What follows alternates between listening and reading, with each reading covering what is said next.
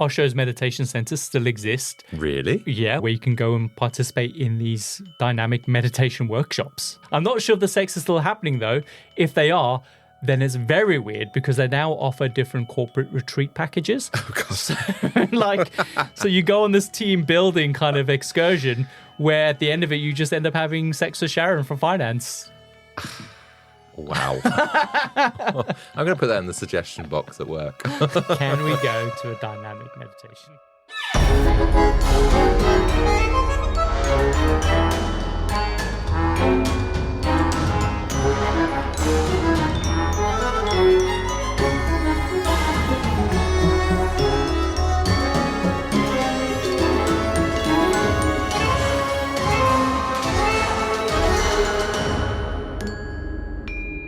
Welcome to the Compendium, an assembly of fascinating and intriguing things, a weekly variety podcast that gives you just enough information to stand your ground at any social gathering.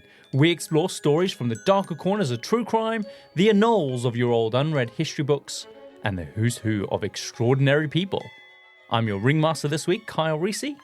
And I'm your butt scratcher seller, Adam Cox. Butt scratcher! Butt scratcher! Butt scratcher! Everyone needs a butt scratcher. They do, especially this week because it's your birthday. Happy birthday. Hang on. You get an annual butt scratch. Yay. And now if you had a butt scratch, I wouldn't need to do it. It's true. I do need a butt scratcher. So maybe if I'm very lucky, I'll get one. It just makes you feel so sad because you're getting so old. It makes me feel really I'm not as old as you. Yeah, but Let's remember that. Yeah, but I look younger. You look really old. Not in this lighting. In fact, any lighting. In fact, if we turn the lights off, great. Great. No one can see you.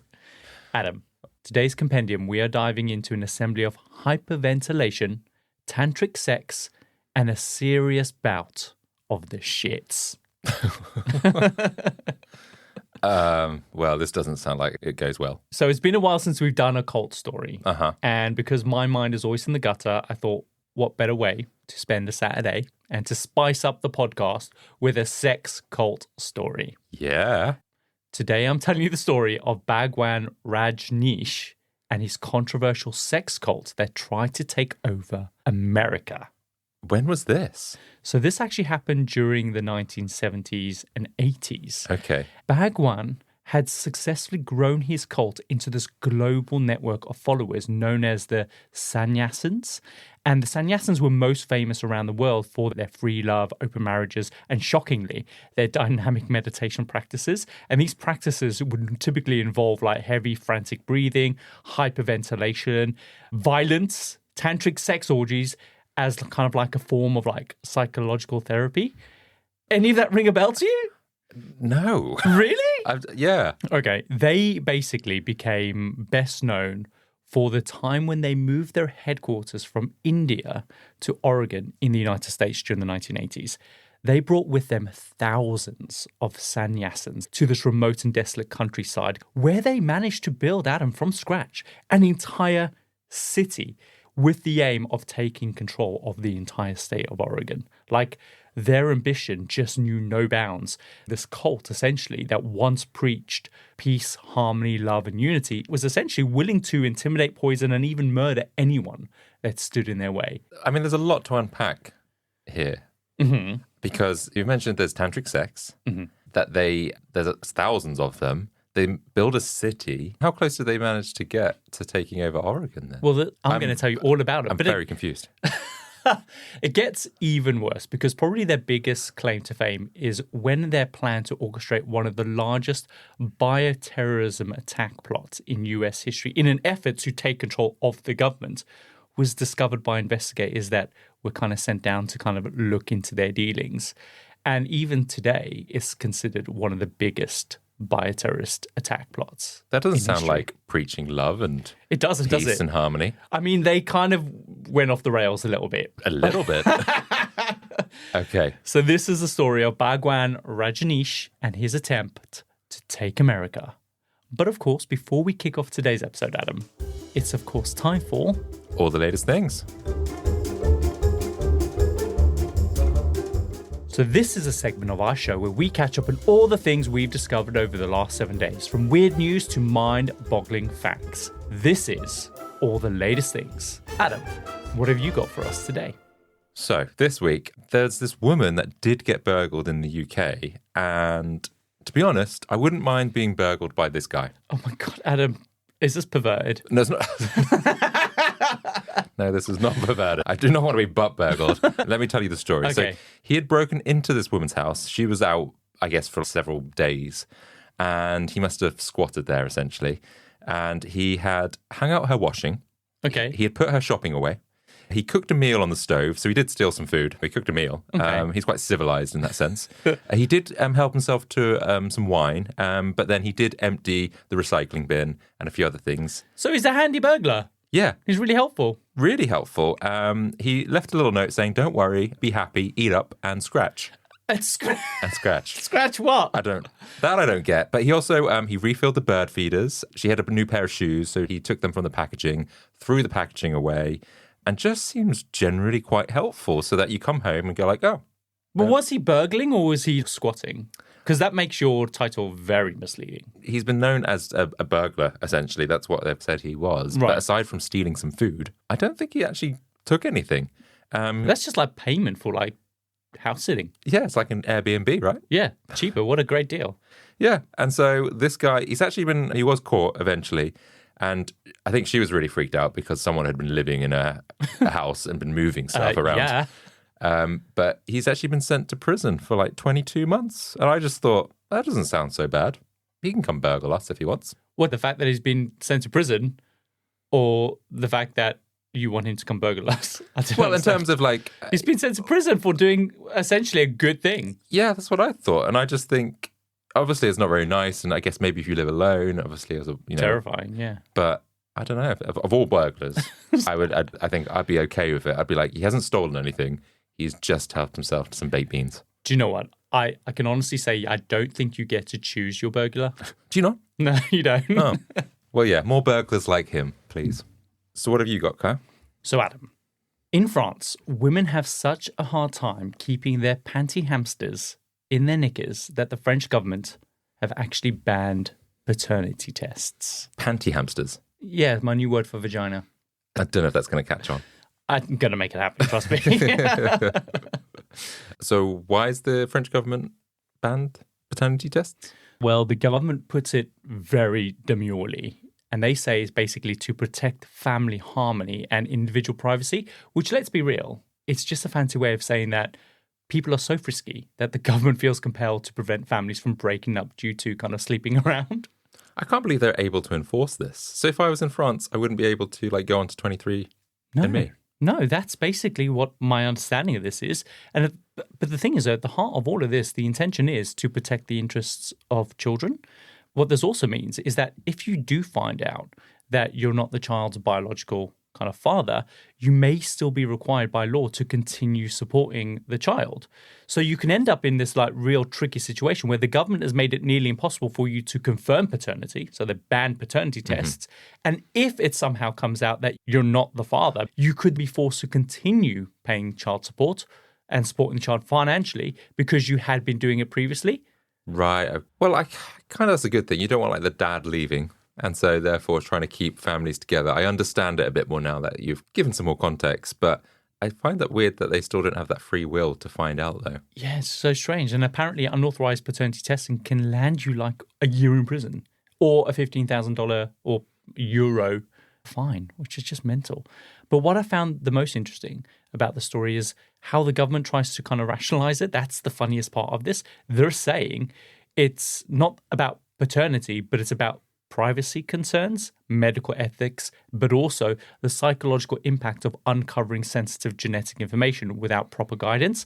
But I think it's safe to say that we can all read between the lines there and that it's all about making sure they can keep these families together because people are just cheating bastards. Wow, the French. Kinky. Yeah, kinky. So next time you're thinking about mating off for a feline DNA sample to check if Keith is actually biologically yours, remember, no matter what the result is, Adam, you might still be on the hook for those cat ballet classes that we've been sending them to. And all the catnip. And all the catnip, yeah. Keeping him drugged up. So yeah, that's all the latest thing for this week. Should we get on with the show? Let's get on with Bhagwan Rajneesh and his sex cult. Okay, so Adam, the leader of the Rajneeshee cult was an Indian man who had given himself the name Bhagwan Rajneesh. Now, Bhagwan basically means blessed Lord or kind of God in Sanskrit, which I kind of feel like tells us a lot about what he thought of himself. An ego, by the sounds of things. He's got a big ego. And his followers absolutely worshipped him like a deity. Now, Bhagwan was born in the early 1930s in India. His family were, I believe they call them Jains, which basically is an ancient Indian religion. But from as early on as he learned to speak, Bhagwan questioned everything. And this led him to push every single boundary that he came face to face with in his daily life, especially within kind of philosophy and spirituality. So he was often challenging authority figures, which drove him to become deeply interested in all different belief systems. So he was very often challenged for cherry picking of different ideals from different religions that kind of he had read about and stuff. He developed a real gift for being able to kind of also articulate why he believed in these kind of different ideals from these different religions, which led him to kind of develop this real acute ability to influence the people around him. So he became really influential really quickly. Isn't that not necessarily a bad thing, though? Because you're picking maybe the best parts of different cultures, beliefs. Well, hopefully the best parts. You are right. Remember, he's living in Pune, which is rural India, where they have very kind of conservative views and values. So it wasn't always taken well, essentially. Okay. But when Bhagwan finished school, he went on to study philosophy at university. And because of his argumentative and challenging personality, he was an absolute pain in the absolute arse, to the point where his professors literally asked him to not attend their classes. Wow. Instead, they'd made provisions for him to receive his coursework and told him that he could just kind of end up taking his tests at the end of term. And obviously, if he passed, then they would give him his degree. And because he was studying in isolation from his peers, he ended up increasingly more and more polarizing because he wasn't around other people to challenge those belief systems. What did he do that was so bad for him to be completely expelled from class? Because he challenged everything. Oh, right. So you'd be in a class and you wouldn't be able to get through the lesson because he would nitpick at every single thing that you said. Oh, he sounds the worst. Yeah. He is just one of those kind of smart aleck kind of guys who just will not let things go. Right, okay. You will never be able to win, essentially. But even though he studied away from the usual university setting, he was extremely academic and he ended up getting his degree, which led him to become a professor of philosophy. However, his teachings were often seen as really controversial, especially in a country that was extremely conservative as it is. So he would give these really graphic lectures on sex and politics and religion that were so outside of the conventional realms of the day that he kept just being fired from all the different universities that he worked at because just people weren't ready. He's too far ahead of the times. I think he's just too dirty and he's just too controversial, I think. He started traveling around India giving all these different independent lectures throughout the 1960s. And the philosophy he was preaching in his lectures was very pro-capitalist, pro-consumerism. He was totally anti-chastity. And he often encouraged people just to have as much sex as they liked with as many people as they wanted without harboring kind of any shame. So how is it he's being employed by all these different universities to give lectures? Mm-hmm. And what kind of role are they bringing him on board? And why is he always going and that he's turning it into you should just have sex? Well, I think that he's been brought on as a philosophy professor, right? Mm-hmm. And he's supposed to be teaching within a set curriculum, I assume. Right. But he's got these different views and ideals that he's kind of jamming into them. Have as much sex as you possibly can and be as selfish as you want and be all about yourself and hedonistic. Right. Imagine if I was another professor at the university and I walked past his classroom. All of his students got their tops off. Shaking their boobs. I don't know. Possibly. And of course, his teachings were seen as really appalling to the majority of people in India, particularly kind of the old and devout Hindus in the cities that he was visiting. But for people attending his lectures that were actually coming out and seeing him, his message really resonated with them, especially in a society where conservative values were often seen as really oppressive. Mm-hmm. So people found his message really refreshing. especially coming from a philosopher.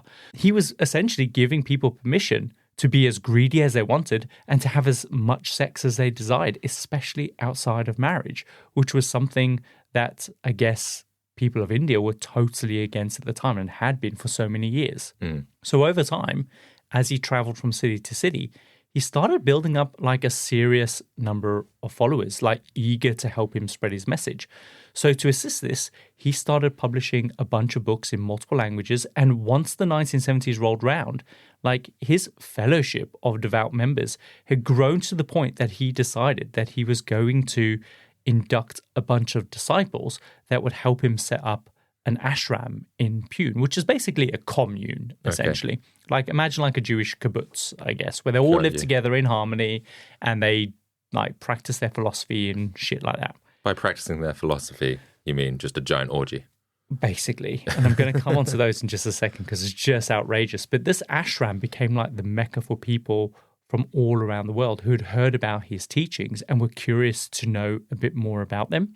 And because this growing desire for spiritual enlightenment in the West, remember, this was the era of spiritual awakening that saw the rise of groups like Scientology, the Hare Krishnas, and of course, most famously, the People's Temple, aka Jonestown. So Bhagwan's ashram attracted mostly white young middle-class hippies looking for the spiritual awakening that was flooding across the West at the time. And this was great for Bhagwan because if these people were willing to make the pilgrimage to India, they were then also very likely to be really well-educated, wealthy individuals likely to make large donations. And so every year throughout the 1970s, the movement just exploded and he became extremely wealthy. And although like he was not a religious leader and he didn't believe in religion, he was very content to be worshipped like a god, and his followers obeyed every command, who became known as the sannyasins, and they would only wear yellows, oranges, pinks, and reds. And these colors were kind of meant to represent the sunrise and represent this idea of like enlightenment. They also would wear these medallions, which is probably the most famous kind of motif that they would wear. And basically it was a beaded prayer necklace with a picture of Bhagwan directly in the center. So you're wearing this big medallion with Bhagwan's face on you all the time. He's trying to suggest that he is like a god, isn't he? It's essentially, yeah, like he is their leader. He's Indian Jesus. But it's not a religion because he's very anti-religion. So it's all very new take on it. It feels kind of religion. So if you would see these people walking around your town, if they were wearing orange and they had these big medallions on with Bhagwan's face on it, you would know that they were the sannyasins. And the name sannyasin is essentially a term that Bhagwan just took from Hinduism, which basically means someone who has surrendered everything in pursuit of spiritual awakening and a willingness for total obedience to their leader for eternity. And the ironic thing is, because of course there is always irony and contradiction when it comes to cults, was that their belief was that all sannyasins were more evolved than other people because they were such free thinkers and such individualists, yet they had dedicated their lives to doing exactly what one man told them to do. So actually not that free thinking. No. Hey, I want to think for myself. Oh, I'm just going to follow you. You can think for yourself as long as you do exactly what I say, essentially. Yeah, okay. I can Which see. is no freedom at all. No. So as the years went on, more and more sannyasin meditation centers started popping up on every continent across the globe. They were especially popular in Germany, of all places. And these meditation centers started becoming kind of key recruitment centers and fundraising outposts, with all the donations obviously being funneled into Bhagwan's kind of ashram in Pune.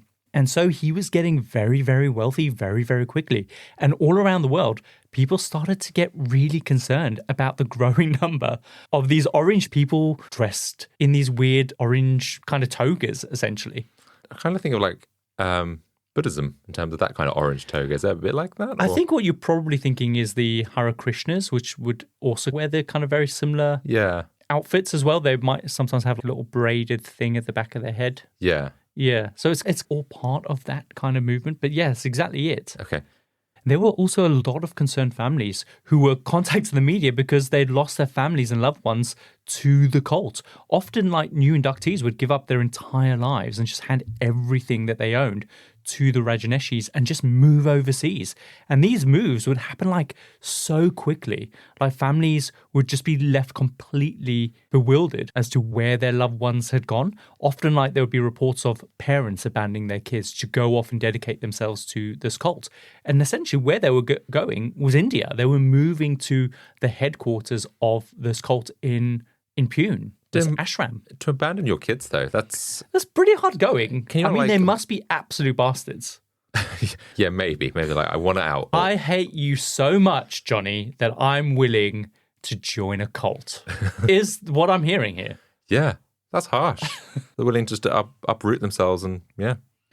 The other more sinister aspects of the cult were rumors about things that were happening inside these meditation centers. What was particularly concerning was what they called the dynamic meditation sessions. And by dynamic, what does that actually mean? So they actually involved these several steps, essentially. So firstly, everyone in the group would start wiggling, thrusting, and jumping around vigorously for like 10 minutes, right? While you started to breathe really heavily through the nose only. Intentionally, the aim here was to cause yourself to hyperventilate and get really worked up. So you're just in like this hall, let's say. You're standing up and you're just wiggling your body and you're kind of thrusting. Whatever feels natural in the moment. And you're just like waving your body around and around and around. Yeah. And getting out of breath. Yeah. Maybe doing some twerking because that kind of gets the diaphragm moving. And yeah, you do that for about 10 minutes. Then once everyone was like nice and dizzy and frantic, you go through a process of cathesis where you're told to just let go of all of your inhibitions. And this can manifest itself in any way that you want. It could be screaming your lungs out.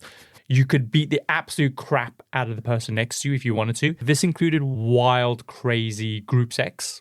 And so there are these real crazy scenes where literally all of the above is happening at the same time.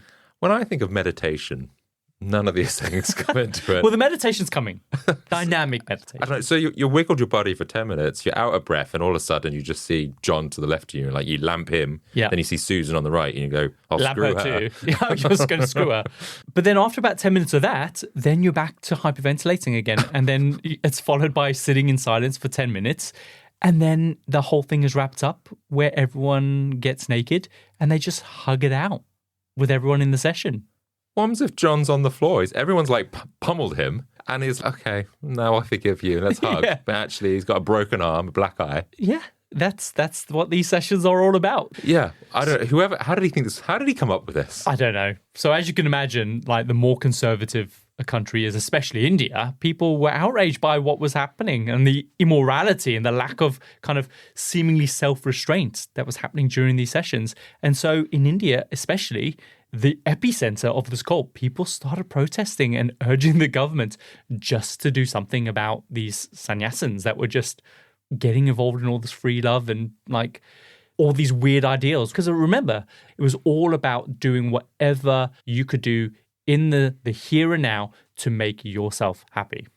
Fine. I'm going to try and take this methodology on. I'm going to see what makes me happy in the moment. Mm-hmm. So maybe throughout the rest of this podcast, if I just start screaming randomly, because it makes me happy. Okay. Let's see how that goes for you. We might have to do a lot more editing. What made all of this even more grotesque was that Bhagwan himself started flaunting his wealth in a way that just started antagonizing people. He was often seen just driving around in his very, very expensive Rolls Royces and flashing his Rolex watches. And all of this in a country where many of the religious teachings were about stoicism and restraint. So seeing this hedonistic, self-indulgent way of living really just outraged ordinary Hindus living in the area. If he's got a Rolls Royce, he's doing all right for himself. That's it. And more extreme reports started leaking out to the media about how Bhagwan would force male followers to watch their wives have group sex with other men as a way of surrendering their wives to the cult and the religion. Okay, now it's getting really kooky. Yeah. Also, reports started emerging that Bhagwan himself was providing young women with special therapy sessions that involved mutual masturbation with them in his bed. So it was all very questionable stuff coming from a leader of a very spiritual, free-thinking movement. So as you can imagine, it didn't go down very well. Yeah, at the moment, whilst it's weird, it's not really harming anyone in a I don't know, a serious way. So I'm really intrigued. Apart from like Ben, who's just been beaten up. Yeah, apart from Ben. But who likes Ben anyway? But what I mean is, I'm really intrigued to how we're going to get to like bio. What did you say? Bioterrorism. Yeah. Where does this go? Well, we need to introduce you to someone first, but we're going to get onto her in just a second. Right. So, of course, out of all the reports that were coming out of the cult, Bhagwan himself was branded as the world's first sex guru. And the Rajneeshees essentially were branded as this infamous sex cult, which only just boosted kind of the cult's fame around the world, attracting even more curious members looking to be part of the sex orgies, essentially. Basically, yeah, people looking for a good time. Exactly. Young, free-thinking people around the world are going, I'm totally in. Yeah. And then they're coming to India to join this cult. I want to take a gap year. Gap year. So because the cult was amplified even more, the sexual freedom that was once just a small part of the practices became the main attraction, the main thing of the cult. And so you can probably imagine with all the sex orgies going on in the ashram, STDs were absolutely rife. And I can just imagine how badly the place would have smelled. I was just thinking that. With everyone just spending the day jumping around, sweating, and then just coming on each other. Ew. It would have been absolutely rank. You know when you walk into a room that's had the sex? It had the sex, yeah. Yeah, and it's just got that smell. Yeah, you can smell it. Yeah. I can just imagine this, I don't know, this big hall and it just stinks. Oh my God. Like open the And windows. the heat as well. This is in India, Adam, so it's going to be warm. The cleaners must have been like, oh God. Oh, I quit! Yeah, they got through a lot of cleaners. And of course, with all the sex, especially the unprotected kind, lots of people started getting pregnant. And this is where really shocking reports started emerging that Bhagwan was telling women to get abortions. And for those that weren't pregnant, he was encouraging them to get sterilized. And he would pitch this as a mandatory step towards surrendering yourself and displaying your dedication to the movement, essentially. But when all this emerged, politicians in India kind of finally decided that enough was enough. So an investigation was launched and officials discovered that not only was the sannyasins from around the world being encouraged to migrate to India illegally, but also that the ashram was not paying any taxes. Of course not. So if you want to get yourself shut down, not paying taxes is the one thing that's going to do pretty quickly. Yeah, government doesn't want to be missing out on its money. No, they can excuse all the sex and the immorality, but fuck with their taxes. They're going to come after you. And so as the officials started taking action, making it very difficult for them to continue expanding, they were forced to pay back all the taxes, which was, of course, a huge dent on their revenue streams. But also, they put in place more stringent measures to ensure that pilgrims couldn't just enter the country illegally anymore, which ended up stifling their growth and their numbers. Big problem. But bizarrely, the person Bhagwan blamed for all of this was just his secretary. His secretary? Yeah. It's like, she had hardly anything to do with it. Can you just filed some paperwork? I don't know, found a loophole or something, Barbara? And so this was a woman that was one of his original disciples, a woman called Lakshmi.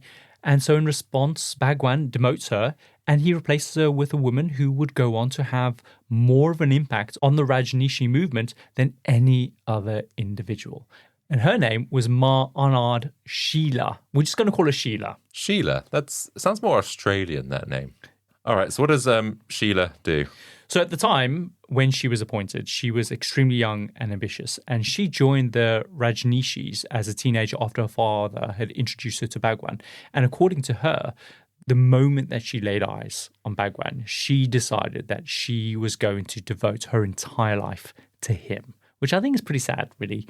But when she was first promoted, she told Bhagwan that the government was never going to leave the ashram alone, and that if they wanted to grow the commune in any significant way, then they needed to take drastic action and move the commune headquarters somewhere out of the government's reach. So this is where they set their sights on moving to another country like Oregon? Exactly. So Bhagwan tells her that if you can pull this off and find a new location for the ashram and successfully relocate us all there, I will make you my right-hand woman. I will also make you my spokeswoman and also the president of all of my companies. So, of course, Sheila's like, I can do this, bitch. Yeah. I'm going to be Billy Big Potatoes. Yeah. But that, to try and ship a whole commune, because I don't know how many people are at this point, to another country, that's almost like Noah's Ark. They want basically room for 10,000. Wow. Yes. So Sheila, Bhagwan, and all his closest disciples arranged flights in complete secrecy from the Indian government. They pack up, they leave the ashram along with all their kind of Rolls Royces and all the valuables, and they just disappear, Adam, without telling anyone, not even the rest of the commune. Really? Yeah. For the followers that were left behind, this caused quite a bit of a shock and confusion because they had no clue what was going on or what to even expect or what to do without their leader. So this was made even more odd because for the past year or so, Bhagwan had taken a vow of silence. Whenever he just appeared, at seminars and stuff, he would literally just sit on the stage in silence and other people would talk. And when people would ask him questions, he just wouldn't say anything. I'd be really mad. I've just flown to India. Mm-hmm. I've invested, I don't know, say $1 million to have a few orgies. Yeah, expensive orgy. And then he's buggered off. And I'm like, oh, now what do I do? Yeah, exactly. So a few days after leaving without a word, Bhagwan and his entourage safely arrive in the United States. Sheila then sends a message instructing all the sannyasins in the ashram in India to just return back to their old lives. Really? It's just, we don't need you anymore. Yeah. Thanks for coming. So a lot of people that did move to India, they were just told to go back home. She made it very clear, though, that this was only temporary and that they should just wait for further instructions. And the message explained that they were in the process of securing a new commune and a promise that this new commune would be even better, but most importantly, it would be able to accommodate 10,000 sannyasins. Wow. So the ashram was emptied out, all of its contents were sold off, and the sannyasins, they just scattered around the globe, waiting for further orders to come down the line. While news outlets all around the world were reporting on this, nobody knew, though, where Bhagwan had gone. And the speculation, of course, was that he had gotten himself in trouble with the Indian government and that he had kind of gone into hiding. But then the news broke that Sheila and Bhagwan had actually been spotted in a mansion in New Jersey. And the reason why they were there is because, of course, Sheila had previously gone to university there and she knew that the United States offered the best protections against religious freedoms. So she thought that the United States would be the best place to start up a new ashram for the Rajneeshees. So she bought the grandest building that she could find in New Jersey, which was obviously this quirky little replica castle. And even there, Bhagwan was behaving really badly, causing a lot of frustration for the locals that were in the area, because there were reports that started circulating that he just kept speeding around in his Rolls Royce, getting himself speeding tickets and not paying them. So he just has no regard for any laws or anyone else. He's just a dick. He's just a dick. What the media didn't know, though, was that they were just using New Jersey as a temporary base while Sheila was out scouting for locations for a brand new commune big enough to house more than 10,000 sannyasins.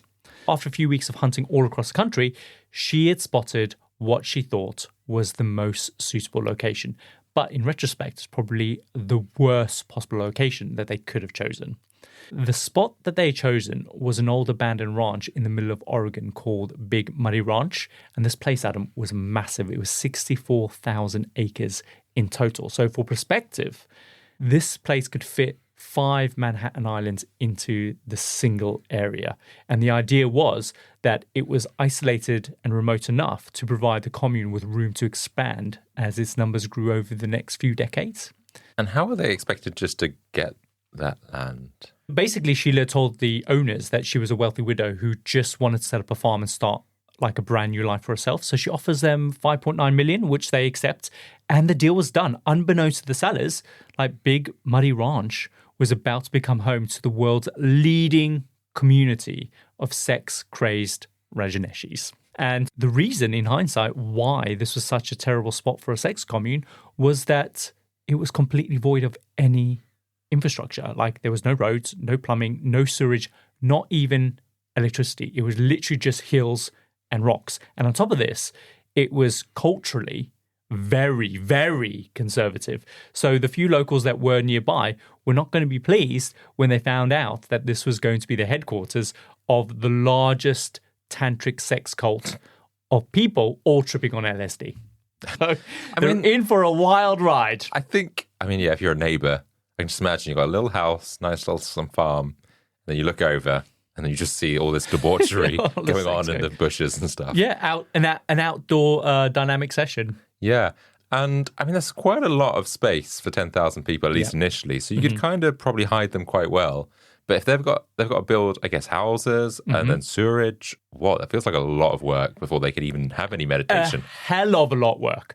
So on top of this, out of all the 50 states in America, Oregon has the tightest zoning restrictions and laws about how land can be used.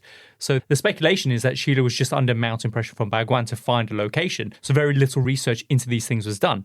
But now the deal was done. They just had to make it work at any cost. Yeah, so what kind of restrictions then in terms of what houses they could build, how high or whatever, that kind of thing? Exactly that, yeah. So the idea was that this was a ranch, it was a farm, it could only be used as a farm. But they needed to start building a city, essentially to house 10,000 people. Like farm infrastructure wasn't going to cut it.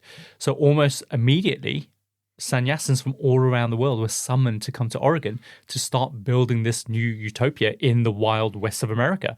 Again, they were instructed to sell everything that they owned and bring all that money to Oregon because they were going to need a lot of capital to start building this city. How? So you've just been dismissed essentially. It's like, we will need you back. And then Sheila's obviously effed up a little bit. And then she's like, actually, we need you back a bit soon. Can you come now, bring all your money, a toolkit, maybe some screws? Because, you're going to need it. That's it. So because obviously their network of sannyasins were mostly well-educated professionals, they first called upon all the engineers, the architects, the farmers, people across all these different fields to bring their expertise to start turning this remote ranch into a city, all under the guise of establishing this farm. And so the sannyasins started arriving, and quickly locals started realizing that these were the notorious sex cult people that they'd been reading about in the news, of course, because everyone was wearing kind of their orange kind of tunics and stuff. Of course, nearby towns, they became very nervous watching these group of hippies arriving at Big Muddy Ranch in truckloads. So it's like, I'm never going to sell this place now. Exactly. Think about the value of my house. And for the first few months, Sheila and the other senior members just continued to reassure the local communities and governments that they were just simply building a farm, nothing more. And they promised that they were going to be operating within kind of the state guidelines and restrictions on land and zoning laws. They said that all the hundreds of workers that were relocating to the farm were only there temporarily for the project, and that all the structures that they were building on the ranch were purely necessary for them to just run a simple farm. I see. But I imagine if I was an inspector that was just going in to check in on the work, so I was looking around, okay, so fine, a few houses, got you. This sex swing out here, is this essential? Oh, yeah, no, absolutely. We need that for the cows. Yeah, it's a cow set. It's a cow, what do you call those slings that they put pregnant women in? Yes. In a gynecologist ward where they put their legs in the harness so they can get in there. It's for the cow. It's for the cow. Okay. So this one's for a sheep. Yeah. It's like there's 100 of them. Yep. We're going to have cattle. Purely for the cows. Yeah. It's also going to be a leading cow gynecological research facility here as well. So we need a lot of these harnesses. And what's this giant swimming pool of lube? What's that for? For getting your hand inside the cow. But the thing is, though, it was just obvious to everyone from the very beginning that all of this was just a blatant lie, because there were just hundreds of them on this ranch working around the clock, like literally 14 to 16-hour shifts every single day. And while they did set up areas for farmland, the infrastructure they were erecting was more than enough to support an entire city with thousands of permanent residents. So, like Adam, the things they built were just ridiculous. They built a dam. They built a very elaborate plumbing and sewer system. They built their own power plant, all right, to generate electricity. Wow. They built an entire network of roads for Bhagwan to kind of speed around in his Rolls Royces. They even built an airport. That's impressive. Yeah, so this is super serious, Adam. They are all in. Like, these people know what they're doing. In some ways, it's quite a fun project. It does sound like it'd be quite cool to build a whole new city from scratch. Yeah. But I still can't work out how they have enough money to do this all. I know everyone's bringing their own money, but that's a lot that your life savings that you're putting into this. Cost of building must be cheaper in Oregon, I guess. Yes, yeah. So I think that's a great time to take a quick break. And when we get back, Bhagwan himself moves to the ranch and shit really kicks off.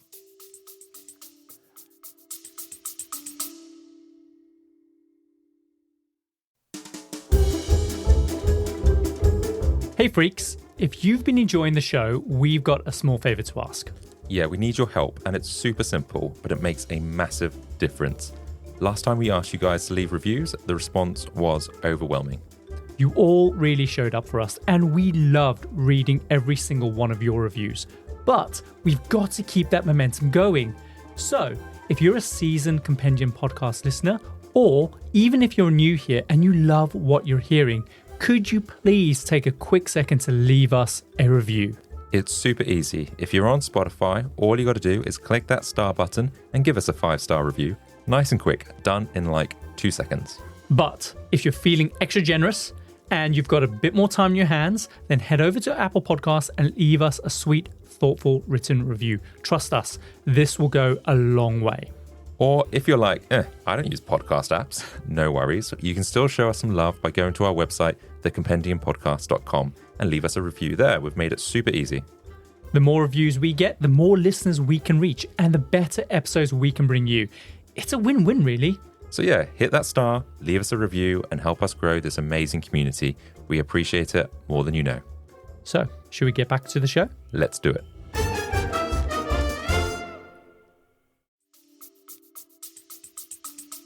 So Adam, we're back. The sannyasins have been very hard at work building their utopia sex commune in Oregon. And finally, in August of 1981, it's finally ready to receive Bhagwan himself. This is when the pretense of saying that they were just building a farm was finally up. Because like Bhagwan arriving instantly, he's like literally the most recognizable person of this entire cult. So unapologetically, they just came clean, which of course was no surprise to anyone in the area. And they announced that they were going to try and have the ranch legally incorporated as a city called Rajneeshpuram, the city of Rajneesh. Named after him. Yeah, I mean, like, Why he's not? a cult leader, of course. He's going to be really arrogant and call it after himself. God, and he's just going to be driving around in his Rolls Royce, picking up ladies. So following this announcement, it was basically treated as a declaration of war. And this is where the story escalates to a whole new level, because this announcement would spark conflict between the Rajneeshees and the native Oregonians. This would end up raging in courts and in the streets over the next few years, resulting in murder plots, hundreds of poisonings, bombings of several buildings. And keep in mind, this was supposed to be a peaceful paradise under the rule of Bhagwan Rajneesh. Who threw the first brick? I think it was them. So the first chapter of the story of this war between the Rajneeshees and the people of Oregon was the takeover of the nearest town called Antelope. Pretty much all of the residents there were retired conservative white Christians who had been staunchly, of course, against the idea of a sex guru, bringing thousands of sex-crazed followers, stinking up the entire place with incense and yeast into their backyard. And they were not quiet about it either, because Antelope became kind of ground zero for media reporting, which presented this as every small town's worst nightmare. Yeah, I think any giant cult turning up on your doorstep. Stinking up the place of yeast. Why yeast? It's just what hippies do. They stink of yeast. Are they baking bread? I don't know. What's going on? So the Rajneeshee started buying up all the commercial residential property that they could get their hands on in Antelope. And they used intimidation to get rid of as many of the original residents as possible. And before long, there were more than twice the number of sannyasins as Antelopian residents living in Antelope. And effectively, they were successful. They managed to take control of the entire city. But to further prevent the sannyasins from running the city, the mayor of Antelope went to the extreme lengths of trying to have the city of Antelope completely disincorporated entirely. But in order to do this, they would require a vote. But by the time it got to a vote, there were enough sannyasins residing in Antelope to completely block it. So it didn't work. This becomes a global news story, made even more terrifying by the fact that Jonestown had just happened a few years ago. So throughout all of the reporting, there was a lot of comparisons being made between Jim Jones and the People's Temple versus Bhagwan and the Rajneeshees. The thing that made this such a compelling story was Sheila herself, because she provided the media with the most incredible sound bites on television. Like, she was so confident and so domineering in front of the press, which is exactly why Bhagwan had appointed her to this role. Bhagwan's key philosophy was that the more kind of antagonistic and arrogant you are, the more people will respect you. And this was something that Sheila did extraordinarily well. And of course, her catchphrase she was most famously known for When asked about the complaints from the locals who were unhappy with the Rajneeshee's presence and their practices, she just dismissively replied, "Tough titties." Tough titties. I don't feel like we say tough titties enough. I feel like it's a great way to come back and go, like, do you know what? I just don't care. Tough titties. I agree. Another brilliant soundbite was when she was asked in an interview, like, are all Rajneeshees encouraged to play out their sexual fantasies and indulge in free love with multiple people? Sheila responded, like, very demurely, Rajneeshees are taught not to be like the Queen of England, who is afraid to show her tits. I don't know if she's afraid. No, that's what I said. I don't think she's afraid. And ironically, all this immediate attention only ended up benefiting the Rajneeshees' recruitment drive because people around the world were hearing about this group that encouraged lots of sex and being as greedy as they wanted to be. So footage of these carefree individuals all just sunbathing naked in parks just drove thousands of horny teenagers to come and join this cult. People wanted in. What a time to be alive. I know.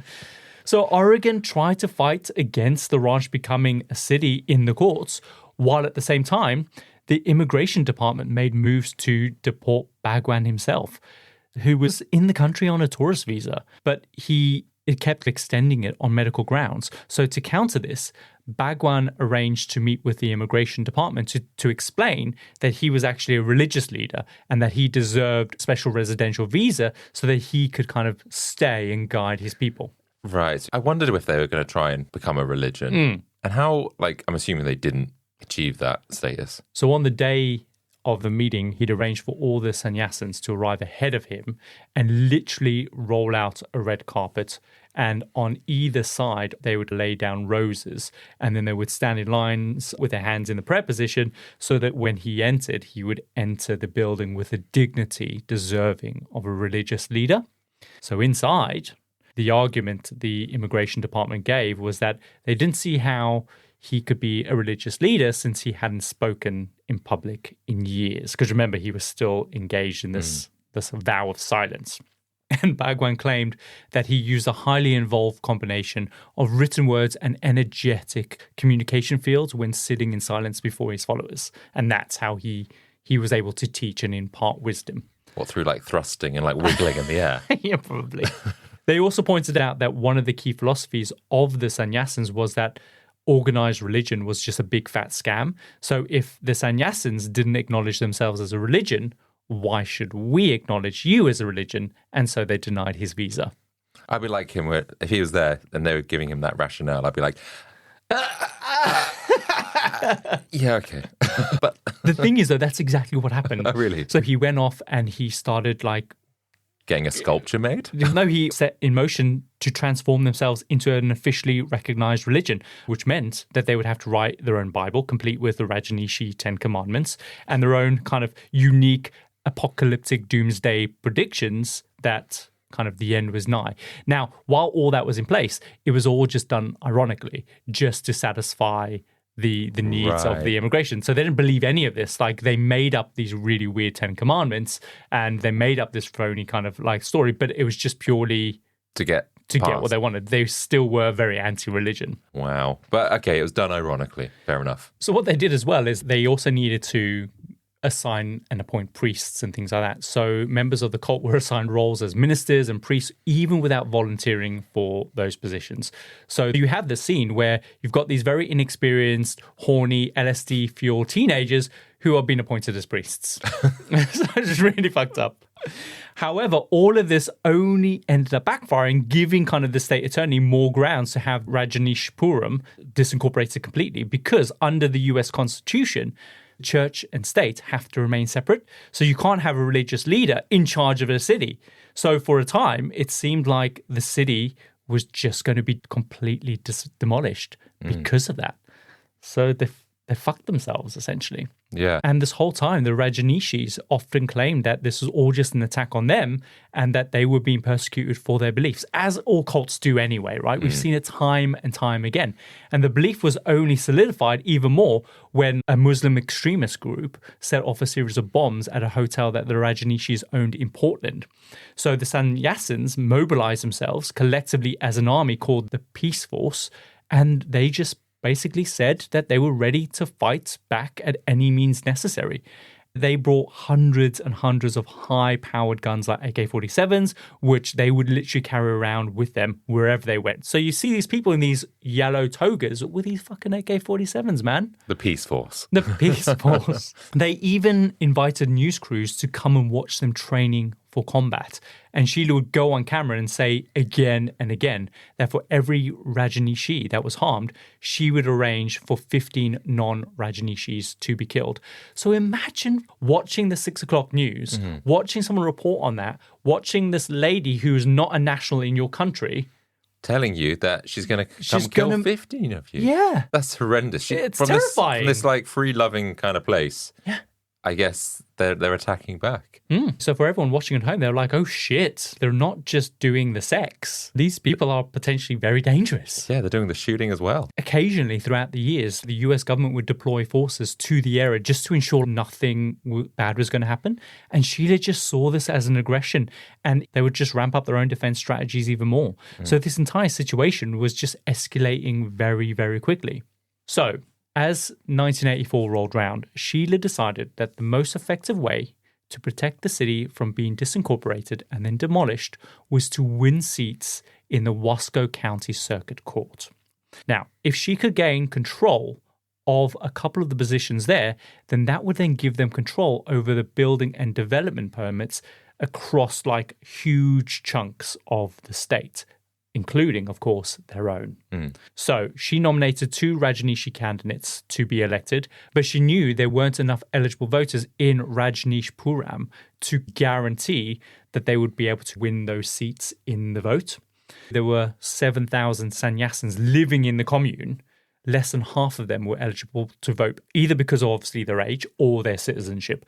And of course, in America, to be eligible to vote in an election, you had to be a US citizen over the age of 18, and you've had to have lived somewhere in Wasco County for the previous 20 days. Right, so okay. that's key. So Sheila put out word to all the sannyasins living across the USA who were over the age of 18 to come and stay in Rajneeshpuram for 3 weeks leading up to the election. And they would be obviously provided with discounted accommodation and food and whatnot. But before long, it was apparent that they didn't have enough numbers that they needed to help swing the vote. So they needed another plan. Okay. So what they did is they sent teams of Rajneeshees out to all the major cities across the country with empty buses. And they were instructed to bring back as many homeless people as they possibly could fit into these buses. Basically, they would approach these people living on the streets and offer them a free ride to Oregon, where they would be given a fresh new start. They would be given free accommodation, food, clothing, and education. And for many, this was like a dream come true. But the thing that persuaded them the most was the promise of 2 free beers a day. So you've got maybe these alcoholics that are on the street and like, yeah, I'll come. Yeah, I'm in. I mean, it sounds quite noble in a way. Obviously, it's got an underlying motive, but it's kind of like there might be some people that are down on their luck. Actually, this is really helpful. I get my 2 beers. That's it. And that's how they pegged it, as a charitable deed. The guarantee was that if they didn't like their new life in Oregon, they would be given a free ticket back home. The only condition was, of course, that they needed to be over the age of 18 and they needed to be a US citizen eligible to vote. And so thousands of people, mostly men, came to Rajneeshpuram from all around the USA. The problem was that they didn't have enough accommodation for them. So they were cramming them all into tents, sometimes 10 to 20 people in a tent built for 6. Okay. So it's not good, Adam. And the way that this was pegged, as I said to the press, was that this was a humanitarian initiative that Bhagwan had come up with called Share a Home, designed essentially to give back to the community and provide them with a second chance when America had all given up on these homeless people. All they've given them is a tent. Yeah, they are giving them food and 2 free beers a day. Yeah, but don't forget about the beer. It's not quite. I'd be like, hang on a minute. I heard about the sex, and that 1, I'm not getting any sex. 2, we've run out of beer. I think they are getting the sex, but remember, most of them are men. They can still do that. Find a friend. But even though they were pegging this as some kind of humanitarian kind of initiative, it was all really obvious to everyone. This was just a complete and blatant lie. And it was clear that they were trying to swing the votes in the upcoming election. So the county office announced that they're not accepting any new enrollments for these new citizens who just moved to Oregon. Now they needed a new plan. This is just plan after plan after plan after plan, Adam. And each time it's just going to keep backfiring. So just buckle up. Okay, so how many more terms do they have? So what they decided to do is they announced that the entire Share a Home project was now over, and they instructed all the new recruits to leave. About 60% of them were happy to go, since obviously they've been living in these overcrowded tents with hardly any food, right? But for the ones that felt that they had found their second chance, they were really pissed off and angry. So to add insult to injury, the promise of the free bus ride home was just withdrawn, and instead they were just driven to a nearby city somewhere in Oregon, and they were just left there to just figure it out for themselves. Wow. And so because, of course, these people had no money, nearby towns and cities, they were just inundated with thousands of homeless people with no means of getting back to where they were previously living. So the state arranged for local wealthy business people to help try and discreetly get these homeless people back to where they wanted to go in the country. And this is where they noticed that a lot of the homeless people seemed to be really stoned. Stoned.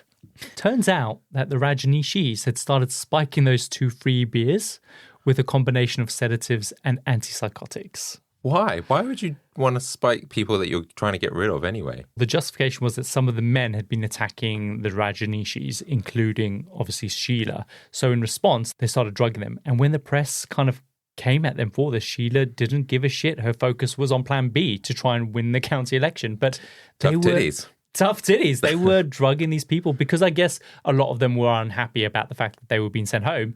So they just drugged them, load them on a bus. I'm really sorry, but here's 2 more beers to go. Yeah, the last 2 beers. Enjoy. Wow. So the new plan was that if they couldn't increase the number of pro-Rajneeshee voters, then they would find a way to decrease the number of anti-Rajneeshee voters in the area. Of course, go after the opposition. So a while before, she'd instructed a few biologists and pharmaceutical educated kind of Rajneeshees to start figuring out how they could cultivate salmonella. God. And at the time, Sheila wanted to use the salmonella cultures to give people the shit. So this was purely for the sole purpose of preventing town inspectors from being able to inspect the facilities. Yeah. Somewhat smart, I guess, but like they're going to recover at some point. Exactly. So now Sheila wanted to use these same salmonella cultures as part of Plan B to incapacitate anti-Rajneeshee voters on the day of the election. So Sheila's team quickly start experimenting with different ways that they could distribute the salmonella to a large group of people. They try basically wiping the salmonella cultures on door handles in public buildings. They visit restaurants all around the county and they pour the salmonella into kind of creamy pasta salads.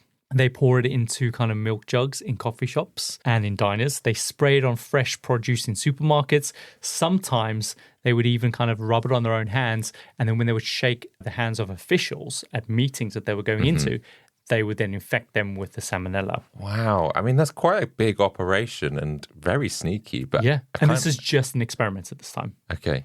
So overall, during the experimentation phase, they managed to infect 751 people over the span of just a few days. So you've got all these people that have come down with a bad bout of the shits, essentially. I mean, that just goes to show how anyone could possibly do that by sneaking it in milk jugs and all this kind of stuff. That's kind of worrying.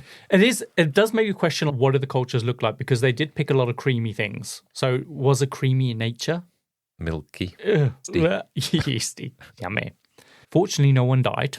However, one pregnant woman did nearly lose her baby. So, that's sad. They could have put people in serious danger.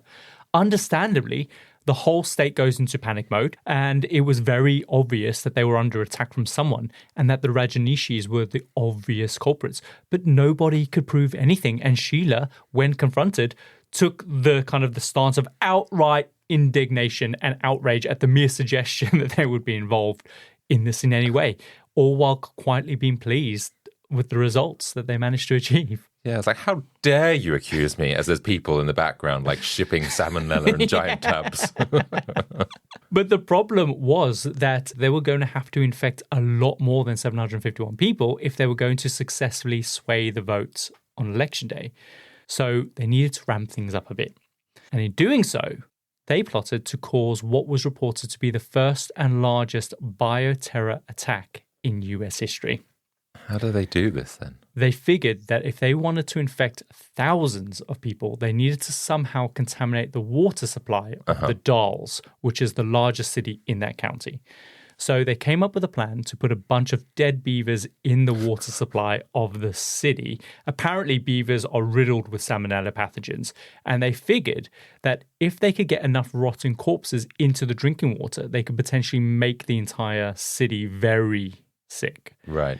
When they went to dump the beaver bodies into the river reservoir, they discovered that there was a kind of a mesh covering protecting kind of contaminants entering into the water supply.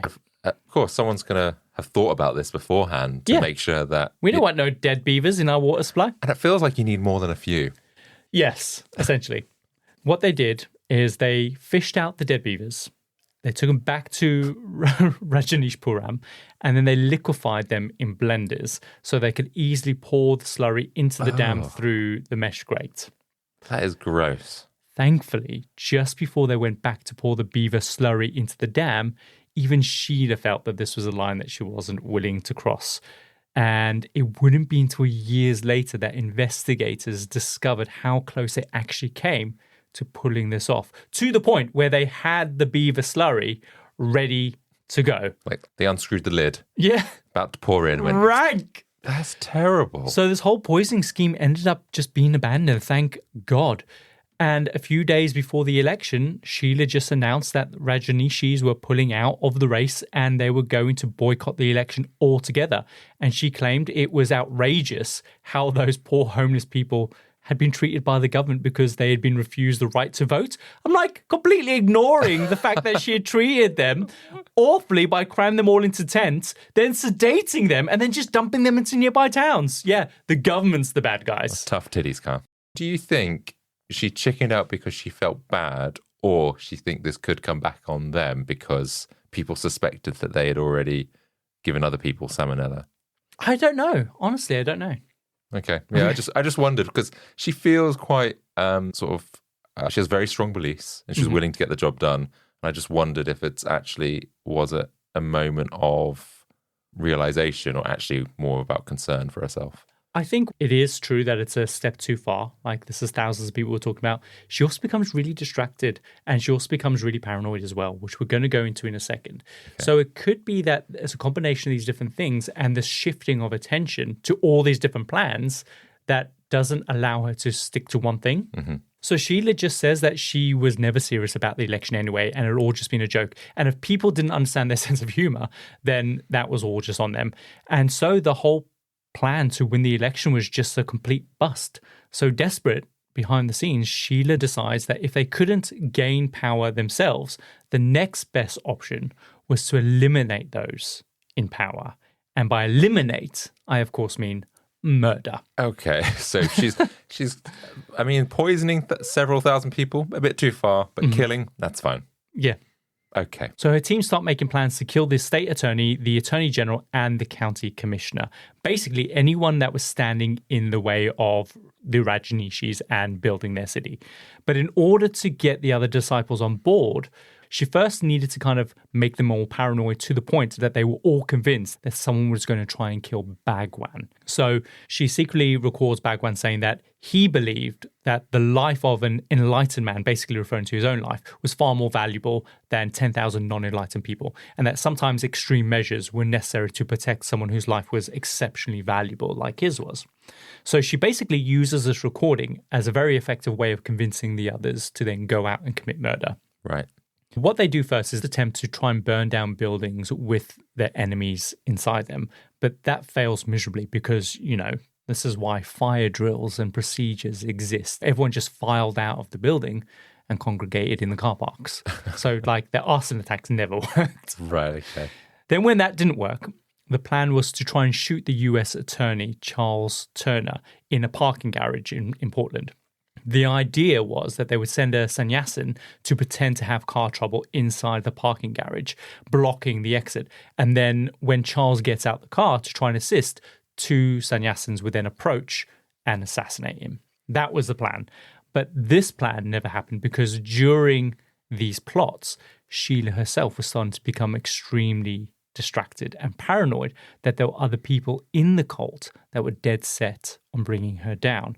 In particular, there were a group of very wealthy new sannyasins who had just recently joined from Hollywood, including one of the producers of The Godfather and his wife. Oh, really?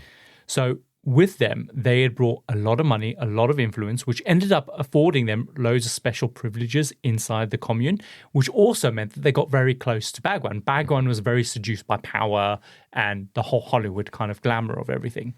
The final straw for Sheila, however, was when one of those new recruits was appointed as Bhagwan's private doctor, which Sheila felt was becoming a potential risk to her position in power. So she tells all of her inner circle that the Hollywood folk were planning to kill Bhagwan with an overdose and make it look like a suicide. And so, at a special festival celebration, the doctor is injected with a syringe filled with adrenaline intended to give him a heart attack and to make it look like an accident. But unfortunately, he survives. And while no one officially accuses Sheila, I think it was very obvious that she was potentially involved in this. And so because she could feel like maybe people are suspecting her. Yeah, the walls could be closing in on her. She decides to get out of her dodge and she packs up all of her stuff and she leaves. She charters a jet and she takes all of her closest cronies and she disappears to Germany for a while. Interesting. And so they know that he was spiked then with adrenaline. Mm-hmm. They know that he was injected. But they don't really know who it was. This only came out when they did an investigation. They discovered all of this years later. I mean, it does sound like she was guilty based on the fact that she fled. Yeah, of course. So when Bhagwan finds out that Sheila is gone, he's obviously absolutely furious. Like he'd just recently started speaking publicly again earlier that year, doing daily lectures where he would just spontaneously talk about whatever he wanted. But now he was using those lectures to make wild accusations about Sheila and her cronies, claiming basically that she had stolen $55 million and that she had tried to kill him. He said whatever he felt that he needed to say to try and turn all the other Rajneeshees against her. And it worked. She was excommunicated and sannyasins all around the world just started kind of like shunning her. Wow. She's gone and like transformed and really pushed forward their movement or whatever you want to call it. And now just because she's fled and whatever, he's now wanting to get rid of her? Well, I mean, it's a big betrayal, right? Yeah, I guess so. But she's just saving herself a little bit. But yeah, fair enough.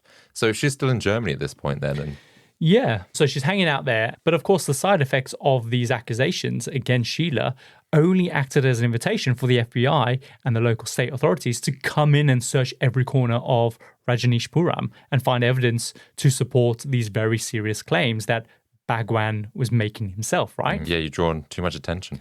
And this is where they discover all the evidence of all their failed plans. They discover the Salmonella lab, the plot to contaminate the water supply in the dolls. They discover all the murder plots and the arson attacks that had all failed miserably. And they find records of hundreds and hundreds of sham marriages that had been arranged to help Rajneeshees get American green cards. Interesting. So hang on. They had a lot of plans, but they didn't really succeed. No, they're pointless. So they're kind of like the worst bad people ever, if that makes sense. Yeah, they just weren't very successful at their little plans. But I mean, they built a city, so yeah, I mean... That's impressive. I'm glad they didn't kill anyone and everything like that, so that's good. So what they also do is they discover that Sheila had arranged for most of the city to be bugged with recording devices so they could secretly spy on everyone 24/7, including Bhagwan himself. And all of this just proved that Bhagwan actually knew a lot more about what the sannyasins had been doing over the previous few years, when this entire time he'd been claiming that it was Sheila all acting against his orders. So he had, in fact, been more involved than he admitted. I find it funny that she bugged everything. That's like starting the community in America, just things became more sinister. Yeah, that's the thing, though. It just they were once this peace-loving kind of people who just like resorted to murder and bioterrorism. Yeah, you started by sleeping around and look what happens. Yeah, sex is the root of all evil. So now Bhagwan himself is being investigated, and so he too packed up all the cult's valuables, including all of his Rolex watches, which at the time was the largest private collection of anyone else's in the world. How many did he have? Like hundreds of really expensive Rolex watches. He packs up all of his artworks, his Rolls Royces. He takes a bunch of people with him, mostly the Hollywood kind of elite crew, and they fled to the Bahamas, leaving all the sannyasins behind without a leader once again. Wow, so he's picked all the rich people and we're like, can you cover my hotel room bill? Luckily, word spreads to the authorities that he is taken off, and his jet is intercepted in North Carolina, where he is arrested and then taken back to Oregon and charged with 35 counts of deliberate violations of immigration law, including sham marriages, false statements to immigration officials. And obviously, knowing he was doomed, he just pleads guilty. He's just like, yeah, I did all of it. It was all me. And the judge was, of course, aiming to send him away for 10 years behind bars. But when it's pointed out that this is just going to make him a martyr and it's not going to kind of solve your other issue, whereby you've got all these other sannyasin just kind of essentially taking up residence in the state of Oregon. So his sentence is instead suspended. They give him a $40,000 fine, which is nothing. I know, yeah. And then they just deport him to India. They ban him from re-entering the United States for 5 years. The hope was that all of his followers will then follow him. And they do. That's exactly what happens. They all leave. That's smart. Yeah, good way of doing it. Otherwise, they probably would be doing revenge attacks or whatever, wouldn't they? Yeah. Of course, India banned him from starting up a new ashram because they already got burnt once, right? Like, oh, really? You're back? He's back! And so he spends the next year bouncing around different countries trying to find a new location, but every single country says the same thing. No dice. Yeah. He goes back to Pune with his tail between his legs, and his reputation is completely in tatters. So he decides the best thing for me to do is to just rebrand. And he changes his name to Osho, since obviously Bhagwan is now associated with a disgraced sex guru. Smart move to change your name. But meanwhile, Sheila, she is extradited from Germany to the States, and she's charged with attempting to murder Bhagwan's personal physician. She's charged with first-degree assault for poisoning Judge William Hulse, second-degree assault for poisoning the Dars Commissioner Raymond Matthews, and product tampering related to, obviously, the salmonella poisoning by going into supermarkets and spraying it on all the produce and shit. So she's sent to prison then? Yeah, she gets 20 years in prison, which she only serves 29 months, which is so dumb. Like, what is the point in a sentence if someone is only going to serve a fraction of that time? I don't get it. 29 months, there's nothing. So she's out in 29 months for what, good behavior or whatever it might be. Are they trying to just ship her out of the country now? Essentially, yeah. Some of the most devoted sannyasins, they end up moving to India to be obviously close to Bhagwan, or called Osho now. And a lot of others, do you know what? They just go like, enough's enough, and they just go back to reality. Yeah, that was a nice summer. Yeah, back to my real job, my 9 to 5. Sadly, just 5 years later, Bhagwan, who's obviously now rebranded as Osho, he died. He died in 1990. But he still has a huge following. Around about the time he died, Sheila, she's released from prison. She ends up moving to Switzerland, and she opens up a couple nursing homes. And that's exactly what she's doing to this day. Nursing homes? Yes! I do not trust her with my mum or dad if they were ever at a nursing home. She's like, oh, don't act up, Karen. I'll give you some salmonella. Drink this. So she still talks to the media every now and then. She stands by and defends all of her choices. She defends Bhagwan. Even though, like, he excommunicated her, she still loves him. Interesting. Yeah, I guess she never really quit him. She just saved herself a little bit. I guess so, yeah. But then he said loads of bad things about you. That's enough to kind of like go, hang on a minute, I did all this stuff for you. You're talking smack about me behind my back. Talking smack. You've been talking smack. So there was a documentary released in 2018 called Wild Wild Country. I think it's still on Netflix. when that came out, like she got her own cult following because people loved how she was portrayed in this documentary. And since then, she's gone on to have a couple other follow-up documentaries made about what she's doing now. So she's become a real cult sensation. Where's Sheila now? Where is she now? She's still in Switzerland right now. Yeah, she's running these homes. She does a lot of talks and stuff. She's gone on a few speaking tours. Like since then, she's done speaking tours across India about her redemption, but completely refuses to answer any questions about her crime, saying like, I went to prison and I've moved on with my life. So why should we need to discuss this any further?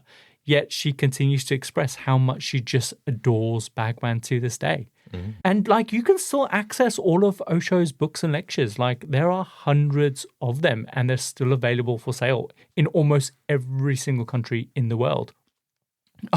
Osho's meditation centers still exist. Really? Yeah, where you can go and participate in these dynamic meditation workshops. I'm not sure if the sex is still happening though. If they are, then it's very weird because they now offer different corporate retreat packages. Oh, God. So you go on this team building kind of excursion where at the end of it, you just end up having sex with Sharon from finance. Wow. I'm going to put that in the suggestion box at work. Can we go to a dynamic meditation?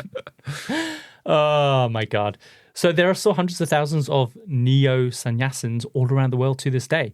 And even though Osho has died, like they never appointed a new leader. The entire kind of organization is now just run by a board, which is worth hundreds of millions of dollars even today. How is this still going? People are still making money from his books and all that sort of stuff. And wow, that's impressive. Like he did achieve something. It's weird.